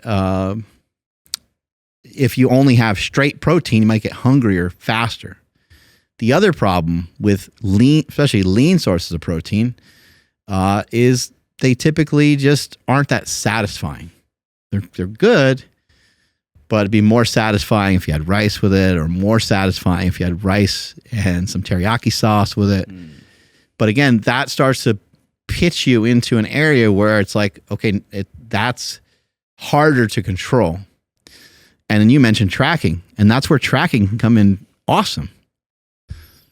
But in my opinion, like a teriyaki bowl is, for someone that's serious about like what they're doing, unless you made the teriyaki bowl at home, I'm thinking like, you don't get it, man. Like, you're not that dedicated to the game. Like, you shouldn't be eating a teriyaki bowl. Again, I'm not saying that you can't eat one, but if you go to a typical teriyaki place, a teriyaki bowl is going to have a crazy amount of calories, especially for some of us that lift, that want to eat a lot. Mm-hmm. Yeah, and then you're going to get hungry super fast because of everything that's in it. We've had this conversation a long time ago, but there's a lot of like YouTube fitnessy people that lean more on the if it fits your macro side. So it doesn't necessarily mean you have to go low fat, but that's typically where these fitnessy people will go, is like bare minimum fat and then a bunch of carbs, because it gives you more options and you're able to like fit voluminous foods in your body. but you and I have had this conversation because like when I discovered it, I was like, hey, Mark, have you ever seen this? Like, you know, again, like a freaking 8-year-old trying to tell you about like this new thing I found. And you're like, yeah, I've been in the game a while. But the conversation that we had went sort of like, hey, Mark, how come people who are overweight, why don't they just track and do this? Because it seems like you can have way more fun foods. You can have the French toast. You can have oatmeal with like syrup and all kinds of like tasty foods and stuff. And you're like, well, those people haven't kind of made the turn to kind of really understand how to eat. Can you explain exactly what you mean? Because I just feel like a lot of people might be seeing some of these cookbooks and stuff thinking like, oh, like actually like, yeah, I'll make the high protein, high carb foods that's low in fat and I'll lose that weight that way. It's going to be really rare that Coach Greg's book helps helps someone that's obese, you know? Yeah. Not because the information that Coach Greg has is wrong. Like he's really smart. He can help a lot of people lose weight. And I'm sure even me mentioning this, he's going to send me 10 people that have had success. I'm just sharing that a lot of times, and I'm not even aware. I gotta back up a second. I'm not even aware of exactly what Coach Greg does from a diet perspective. But in knowing some stuff about his cookbook, I think he does kind of go over the macros and stuff. And those are things that are important. But a lot of times, if people play this game of like riding the line a little too closely, they tend to fall off. And this is not Coach Greg's fault. This is just human behavior. When we're dealing with diet, we're dealing with, you know, a really wide mix of things. But ultimately, we're dealing with human behavior, and we've never human beings, we've never been able to figure out human behavior. There's so many behaviors that we don't know what to do about. We're like, I think that guy should be killed. And other people are like, what? Are you crazy? Why would we kill him? Well, because he killed someone else. And it's like, well, that doesn't seem very humane. Like he did something wrong and he killed somebody. So we should kill him too. Like, I'm not saying I believe one way or the other. Mm-hmm. It's just, it's interesting, you know, and how do we handle, all these different people that have all these different, ideas about what foods are good for them. And I think, you know, Coach Greg and I think a lot of other people that make cookbooks and they do these YouTube videos and stuff, I think it's amazing. I think it's great because what it does is it shows people, yes, if you are diligent, you can eat these foods. French toast, like what's the problem with French toast? The problem with French toast is it usually has too much of both. It has too many carbs and too much fat. And again, it plays right back into the salt, the fat, and the sweetness, right? Anabolic French toast is another ball game because now you make your French toast more with egg whites. Now you just drop those calories way down. If you did anabolic French toast with like 6 eggs, you're looking at like 36 grams of protein just from the eggs alone. Or maybe, 25 or something like that. And then you're also, you're getting rid of, like 30 grams, or depending on how many yolks you use, you're getting rid of like 20 grams of fat.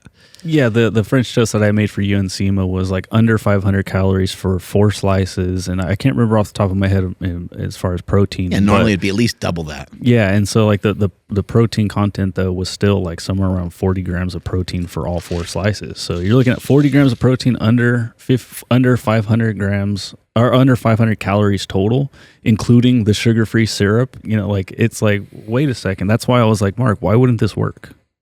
Yeah, and it's really hard. It's just difficult, it's difficult for somebody to deal with. It's like, it's like a sex addict has a girlfriend, and then you throw the sex addict. You're like, hey, why don't you hang out with the stripper for a little while and see if like they go back to their girlfriend again? Like, it's not gonna happen.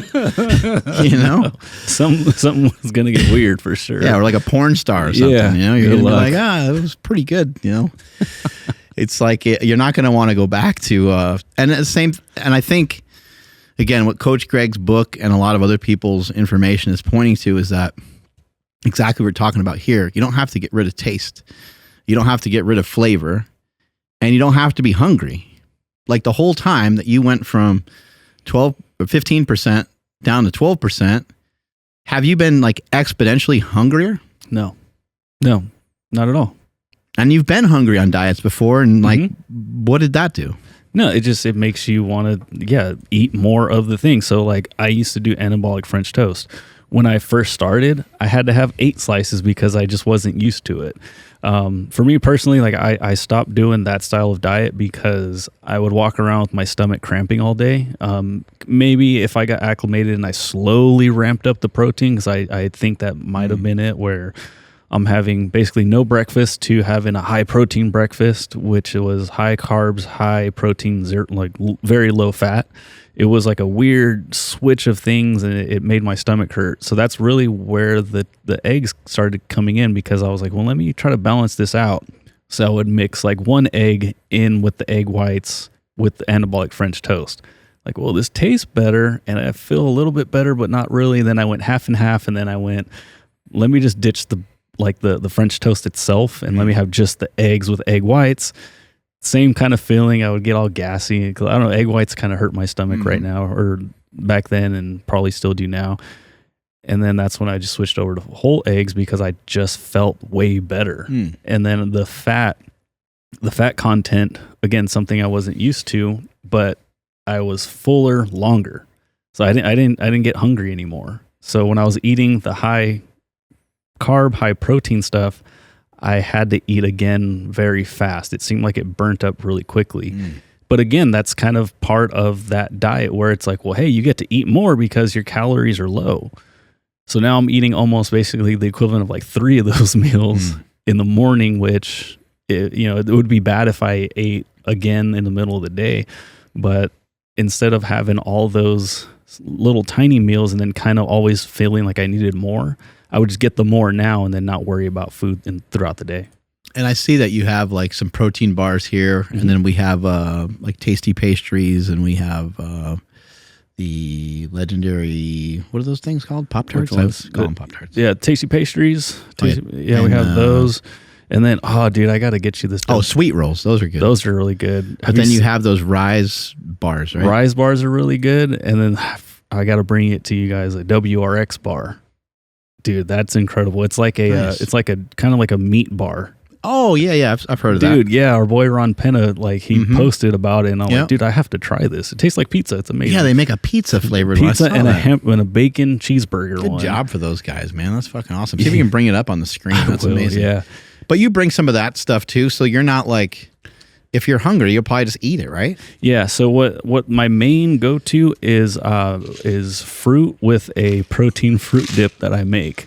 If I have that, I am set. I know there's nothing I can run into in the middle of the day that's going to make me go away from my plan, because I really look forward to this. So you have a backup. So if someone, people around here, luckily we don't like eat pizza and donuts, but if someone did pull out a bunch of weird food and you had FOMO, you could just eat your fruit and your dip.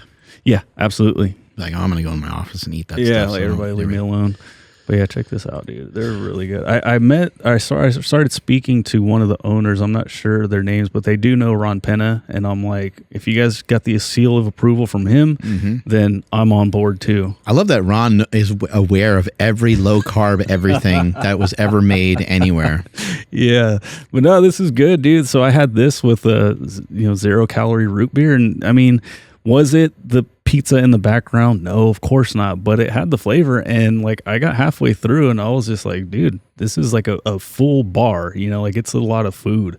15 grams protein, 5 carbs. Dude, thank you, WRX Bar, for putting this on the freaking map, because it was freaking delicious. That's awesome. And for those of you that don't know about like legendary foods, like go check out their website, check out some of the stuff they have. They have something called a tasty pastry, and they have something called a sweet roll. And both of those products are really good. There's 20 grams of protein, I think, in both of them. And they are, it has like allulose or something like that in there too. It's got like a net carb, that's really low. But Ron Penna is somebody that, he also created Quest Nutrition. He sold it for $1 billion. And Quest is unbelievable. And my son, my daughter doesn't really eat them that much, but my son and his friends, even one of Jake's friends that's not really big into working out, was like converted. You know, Jake had him try some stuff, and he was like, "Oh my god, I'm gonna eat those instead of eating like candy." Like that was amazing. So, and then there's a Quest Hero bar, like that bar. Eat a Quest Hero bar and tell me, give me the excuses that you want to go eat like a bunch of candy. Like those are really fucking good. Yeah. And I think like it's kind of an added bonus that these things make you fart. If I have 2 hero bars, you have to just don't like run away. So yeah, how many Snickers bars could you could eat like 5-6 Snickers bars, and I don't know, maybe you feel a little weird because of the amount of sugar or something. But great, actually. But yeah, I've had 4 since we started podcasting. I feel awesome. See, regular candy bar is not going to really bother your stomach in the same way. I think I know some people listening are like, these things aren't natural or whatever, but we're trying to teach you that you don't need to be hungry. You might need to be a little hungry, but you don't need to be ravenously hungry. You're going to be hungry anyway. Andrew and I still get hungry.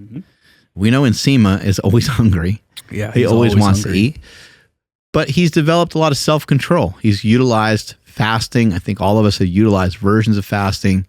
We just don't really even talk about it in terms of fasting because it's just the world that we live in. If you don't eat over the course of 4 hours or you don't eat in the course of 5 hours, I'm starving. People are like, that's fasting. Yeah, and starving. Like I think these are things that we need to get them out of our language. Like starving is like, that's a pretty big claim. And there are people that are starving. So I think you should shut the fuck up when you say something like that. Like you should instead maybe just be like, man, I'm pretty hungry, But a lot of times, the hunger a lot of times is fake. A lot of times you go on a walk, you drink some water. I know this is skinny people fitness talk, and fat people everywhere are listening right now, and they're like, oh my God, like can't tell someone to drink water. But if you can just hold on for a little bit and wait until your meal, and then what if you can't? What if you're like, man, I am really hungry? Well, have your 000 yogurt that you have in the fridge, down one of those, and if that doesn't work, then go into your fridge, down some cottage cheese. If that doesn't work, make an omelet. If that doesn't work, make another omelet. Like just keep feeding yourself with foods that are nutritious. And over time, you'll start to learn to like eat less and stuff. But I don't think it's a great place to start. And that's why I'm not a huge fan of tracking, because if you take away, most people probably need like a full meal taken away from them every day, or like 1,000 calories for a bunch of reasons. Probably like the number one reason is probably the fact that your metabolism and your calories, they move all over the place. So it's a little bit of a moving target and takes a while to figure out anyway. Even if you do the best math on it possible, probably a lot of people need to go, dump 500 to 1,000 calories off. And doing that every day is kind of a lot. And so what I think, again, back to what we said in the beginning, is like, again, remember the apple juice thing. There's so many women that have come to me and they've been frustrated and they're like, I can't believe my husband or my boyfriend lost all this weight. All he did was like cut out beer, or all he did was cut out soda. And a lot of times the women don't have maybe the same success because their diet wasn't as bad to begin with. Right. This other guy's got the extra weight and anyway, it's amazing what some small changes can make. Some small changes in your diet can lead to huge progress over time. If you stop drinking soda today, or let's just swap stuff out. Are you going to swap out your Pepsi or your Coke for water? That sounds a little drastic, right? Mm-hmm. Can you swap out your, some of the soft drinks that you have with some sort of diet version or zero sugar? I mean, Pepsi and Coke, these companies are putting a lot of money into these zero sugar products, and I think they taste awesome. I actually had a Pepsi recently, and I think it's better than the Coke Zero. Really? It's really, it was really good. Quinn pointed it out to me, and I was like, no way. I'm like, fuck Pepsi. Yeah. And then I had it. I was like, she's onto something. I think you're getting too lean. Yeah. Something's wrong. I know. I was like, I think this girl's a genius. She's like, they reformulated it. Oh, she's working inside job. She's there. one of those people. Got it. If you have knee pain or lower back pain, the initial thought is that it's probably coming from the knee or the lower back. But have you ever thought that it could actually be coming from your feet? Most people wear shoes like this. They are narrow, they are not flat, they are inflexible. So it's almost like your feet are stuck in casts all day long. And if you imagine that your hand was stuck in a cast all day, well, your fingers are going to become weak, but then your elbows might start feeling a little bit wonky because your fingers don't move, and then it might travel up your shoulder. That's the same thing that happens with your feet when you put them in normal, inflexible shoes. That's why you want to throw those out and start using some Vivo barefoot shoes. They have shoes for hiking on their website, working out in the gym. They have casual shoes like these Novices right here. But the difference with Vivo is that they have a wide toe box so that your feet, like my wide ass feet, can spread and move within the shoe. They're flat so that your feet are doing the work when you're walking, and they are flexible so your feet have the freedom to move the way they need to move so that they can be strong feet. That's why you want to get yourself some of these. And Andrew, how can they get it? Yes, that's over at vivobarefoot.com/powerproject. When you guys get there, you'll see a code across the top. Make sure you enter that code at checkout for 15% off your entire order. Again, that's at vivobarefoot.com/powerproject. Links in the description as well as the podcast show notes. Guys, look at this. Ooh, look at that I could bend. stick that in my mouth. Do it. I'm not going to do Come it. on. That's disgusting. Okay. No. Get him. Yeah, that's funny, dude. I swear, like you must have been watching. So last night, I was like, ate dinner, and I'm still hungry. Like, dude, what's going on? Oh. So I had a 000 with some raspberries. Blew through that really quick. Like, damn. I'm looking around, like, maybe it's just a texture thing because, like, it's all pretty soft, mushy stuff. So I had, I don't even know what they're called because I'm an idiot, but it's like a peach, but it's crispy. It's really hard. I don't know what it's called. Like a nectarine, maybe. Maybe, but Is it orange in the middle, kind of? Yeah, Orangey? yeah. It's just like a peach, but it's crispy. Doesn't have apricot or something like that. Oh, apricot. Is that what it is? Yeah. Sorry. Yeah, apricot. Yeah, you can say it that way. I barely discovered kiwis like a year ago. Like that's another one that's really good. I'll eat like 10 of those in a row. Nectarine is so juicy. It's like Yeah. like those are a chew little on bit it and softer. suck at the same time. Yeah, you know. So I had that, and I'm like looking around, like, oh, dang it, dude. Why am I still? I shouldn't be hungry. What's going on here? So I downed an entire one of these big old bottles. I don't know, it's like 32 ounces or so. And then finally, I wasn't looking around for food. It was crazy though, because I was just like, dude, I could keep going. And I'm like, I know something's wrong. Like this isn't right. Like I should not be this hungry. And I guess I was just a little bit dehydrated. But it was funny because my move wasn't, oh, let me see what snacky foods I can get. Let me see where's the chips at, whatever it can be. And because I'm like, that's not going to help me. I need more something. So my first thought was more protein, and it just nothing was working. And I just kept looking for more food. And I'm like, dude, I need to stop. And I drank a little bit, and I'm like, I think we're getting somewhere. Drink a little bit more and a little bit more. And it's tough because, like you just said, like how are you going to tell somebody that's ravenously hungry to drink? Yeah, but in that moment, dude, it saved me because after that, I might have lost control. It's crazy. They say that every living thing is in search of protein. And I think that as a human being, we're in search of protein, but it's, you're not going to find it in a bag of potato chips. You're not going to find it in a bag of Doritos. And when you eat Doritos, even if you eat a whole bag of Doritos, even if you eat 2 whole bags of Doritos, you're just not going to get that much protein. So you kind of like, I also believe that the human body has like in our brain, maybe depending on the person, but I think each person has about 10,000 steps in their, like in your system, that if you don't get that, you're going to be riddled with anxiety and stress, and you're not going to know how to deal with life. In my opinion, that's what happens.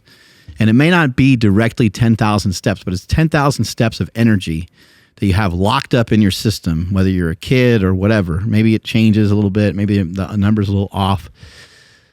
But I believe that every person needs about an hour of work every day. Some sort of, not just like working, not just sitting at a desk working, but some sort of physical labor, 1 hour every day. And when that doesn't happen, it sets off alarms in the body. That's my belief. I think it causes a lot of stress and anxiety and makes everything that you deal with in your life harder. It's almost like being unslept. It's almost like you didn't sleep. When you don't sleep, like we have a requirement for sleep. Human body has a requirement for movement. The human body has a requirement for protein. So you don't get these proteins. It kind of, to me, it like maybe doesn't aggravate your body, but you're just always a lot hungrier than you should be. And you can look at protein as being something that just kind of it doesn't completely get rid of the flame, but it gets rid of the roaring blaze that is your hunger. It's like you're dousing it with like a hose, but it doesn't go all the way. It doesn't go all the way down. There's still a pilot light on. Like there's still a little flame burning because you can always eat more. You can always sometimes you feel really insanely stuffed, but for the most part, if you just ate a big old steak, you're like, yep, I could eat a donut. You get that kind of second stomach feeling. But when you do this over time, and the whole back to kind of the calorie counting thing, if you count calories and you just take away 500 or 1,000 calories over time, that might add up to you being so hungry that you just are dying to eat more food, and you can't stop thinking about. You're like, I don't want to be on this diet. I don't want to be on this diet. I don't want that food that's coming to me next. I don't want that chicken breast. I don't want that rice. You can't think of anything else. You're like, I just want something different. I just want something different. But if you protein leverage and you eat foods that you actually really enjoy, you can rid yourself of being locked in this caloric prison, in my opinion, because you're kind of still doing the same thing. It's just that you're doing it probably just very slightly. And it's very slightly over time. Maybe for somebody that's listening, if you're going to start out with kind of natty foods and you're going to go kind of the route of meat and eggs, maybe there's some bacon in there, maybe there's some ham, maybe some stuff like that. And you're going to go with, vegetables and fruit and maybe some dairy. Maybe have zero concern in the beginning about how much fat is in stuff. Over time, start to look at that too, because if you start out with really lean shit right off the bat and you try to do what Rico Rivas is doing for his bodybuilding show and not, eating really low amounts of fat, sticking to things, you're like, oh, chicken breast is healthy. Turkey's healthy. Ground chicken, ground turkey, rice. That's just going to be, very, very hard. There's very few people that really enjoy those foods. Mm-hmm. So you might need chicken thighs. You might need ribeyes, you might need filet, and just steaks and stuff that have more fat in them. You might need the 85-15 beef rather than the 90-10 to start out. And then over time, you start to pick that stuff away, and you're like, oh yeah, I could make a small change here, and I can get leaner. But how long are you going to do that for? Mm-hmm. How long are you going to trend downward with your calories? Remember, having low calories is going to make you feel like shit. Having, too low of fats is going to make you feel like shit. And having no sleep is going to make you feel. Those are all things that will literally feel like you're walking around with a 50-pound weight vest every day. Mm-hmm. Yeah, it's tough. Where does somebody just start though? Is it just the fasting? Because you said you don't want to do too much all at once. So what's literally just step one? People can end this podcast and go do right now? I think a great place to start would be let's just talk about protein. I think that you need to damage your protein a couple times a week via some strength training, to send a signal to the body for some protein muscle synthesis. And you need to eat protein.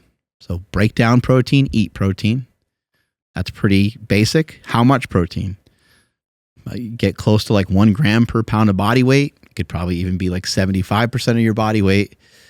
If you're very heavy, I don't think there's any reason for someone to consume more than 250 to 300 grams of protein in most cases. So even if you're 500 pounds, 250 grams should be enough. But if you want to eat more just because you're hungry, go for it. Because again, I don't really think that protein counts against you in terms of something that you would store as body fat. I know that there's some research that suggests something different, but again, if we're talking about lean sources of protein and you're not overeating I think that you'll be fine. Somebody may say, oh, well, if you're not overeating, then you're not going to store anything as body fat, which could be true. But if you are slightly over, you're going to store fat first, carbs second, protein last. So approximately 1 gram of protein per pound of body weight. And then I would cut the other 2 in half. So let's say you weigh 300 pounds. You eat 250 to 300 grams of protein every day. And then you'd have about 150 grams of fat and 150 grams of carbs. Mm-hmm. Or if you're like, oh, that seems a little high on the fat calories, you can lower that down to 100 and you can allocate more energy towards your carbohydrate intake. If you weigh 200 pounds, 200 grams of protein, and 100 grams of carbs and 100 grams of fat. And you might have to switch that up a little bit. You have to change it around a little bit. Or a couple other rules is like, if something doesn't have a considerable amount of protein in it, this might not be where you have to start right away, but something to think about in the future is if something doesn't have like 10 grams of protein in it, it's not really, it's not a food. It's not a food to fill you up. It's not on the team.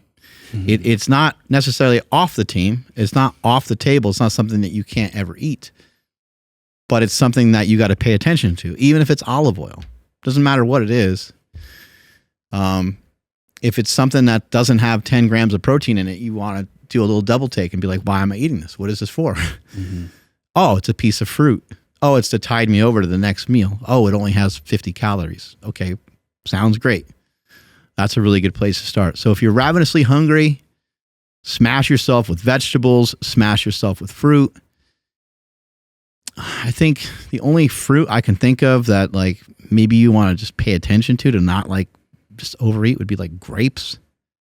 But you could still eat grapes here and there. It's not going to be a big deal. Like the likelihood that you're going to be so obsessed with any fruit it's going to be very low.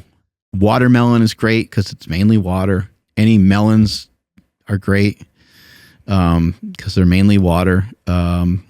Blueberries, blackberries, raspberries, dingleberries.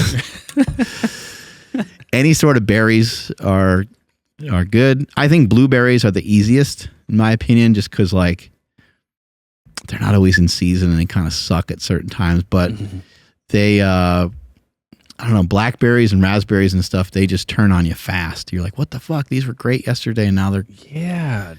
Strawberries suck too. I love strawberries, but they fall apart quick. You know, apples are good. I think sometimes we just want something to like. We want something in our mouth when we're watching TV. You know, you want something to chew on and something to do. And so that's where our yogurt and cottage cheese are great for me to eat. That's also where the Ninja Creamy, making a little ice cream thing is a good idea. And that's where also fruit is great. Like if I can sit down with like a little basket of blueberries and just hammer the whole thing. Or I could sit down with like an apple and just sit there and kind of eat it. And it's like, I don't know, the apple's like, it's sweet, kind of fills me up. And again, if I want something more, then maybe I'll make a protein shake. If I'm still, you know, quote unquote hungry, I'm probably not even hungry, I might have like a hero bar, or I might make a sweet roll. One of my favorite things to do is to microwave a sweet roll for 15 to 20 seconds. And I will have that with a glass of steak shake a lot of times, or sometimes it might be even like a Fairlife vanilla. And I'll dip the tasty pastry or the sweet roll. I'll dip that in there. It's amazing. These things, you know, again, a lot of these products, they used to be pretty expensive. A lot of the prices are coming down. I don't know what sweet rolls are anymore or the tasty pastries, but a lot of the stuff from Quest is available at Walmart and Target. Like it's more available to people than ever. Quest even makes mini Quest bars. It's like 70 calories, I think. Really? It's fucking great, you know? Throw that in your kid's lunchbox. 70 calories, probably, you know, 8 to 10 grams of protein. And it's a little different than chewing on a regular Quest bar because the Quest bar is thicker. And so for those people that don't really love protein bars, we just have a lot of options nowadays. Mm-hmm. You know, these foods, they're here to stay. These healthier options, you know, Coke Zero saying this is the best Coke ever. Pepsi's putting a lot of money into their Zero product as well. And I think these foods are here to stay. They're here to help us. And we're going to be able to get a lot of help. I was looking for the minis and I stumbled upon these. These are I love those. I have a bunch of those at my house. These are really good. Oh, it says caramel. I thought, yeah, it is peanut butter. Yeah, no, these like peanut butter clusters. Mm-hmm. They got man. peanut butter. They got caramel. They got like a coconut. They got all kinds of stuff. And they're available everywhere now. Before you used to have to order them and it was kind of a pain in the ass. Now it's, you just walk down to CVS or something and it's right there in the candy aisle. At the gas station I went to this morning, Quest bars just sitting right there. You can get them anywhere and everywhere. So that's it, man. Those are the recommendations. Those are the things I think that you guys can start to do right now. I'm just trying to make sure I didn't leave anything out. I mean, a little bit of weight training goes a long way. There's so many different resources for that. We can talk about that in another podcast, and we can maybe the next time we do a Saturday school, maybe Andrew and I, or maybe even a podcast with Nsima, we could talk about how much work do you need to really do to kind of gain muscle, you know, to be on that train of gaining muscle. It's not nearly as hard as you think, and it doesn't take nearly as much time.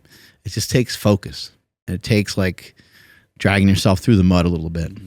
Strength is never weakness. Weakness is never strength. I'm at Mark Smelly Bell.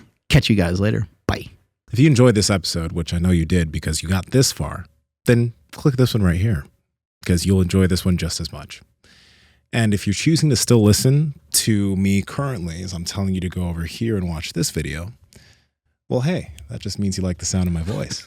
And well, I'll just keep seducing you right here.